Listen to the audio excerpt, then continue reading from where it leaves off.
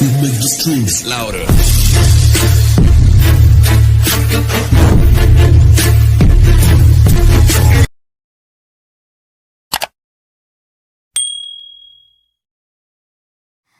Hello hi मो तरफ समस्त गुड इवनिंग। प्रत्येक दिन संध्यारे बुलाबुली करने को मते बहुत ही भल लगे जेहेतु शीत दिनिया तो बहुत जल्दी संध्या हो जाउची। शीत सह किछि गरबा गरम खाइबा को मते बहुत ही मजा लागे। आपण मन को संध्या टाइम रे कोन करे भल लागे कमेंट बॉक्स नियत कमेंट करके जणांतु मते बहुत ही भल लागिबो।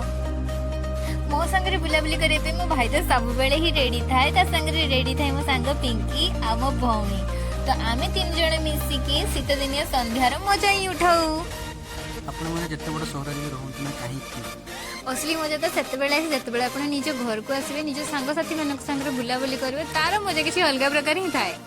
बुली बुली आम पहुंच जाए उदय मार्केट दिखा साउथ इंडियन टिफिन सेंटर को आगुरी थोड़े आम थे आसीलु कि बंद थी जेहेतु आम आज आसीचु आज तो खोला आज आज आम निहाती भाव में खाई जो आम खाଇବା आज भेज रोल आउ चाउमिन सिंगड़ा सो यम्मी। एमती तो सिंगड़ा मत जमा भी भल लगे जेहेतु चाउमिन थी तो I am very excited. Wow चलते चलते मेरी ये गीत याद रखना कभी अलविदा ना कहना कभी अलविदा ना कहना।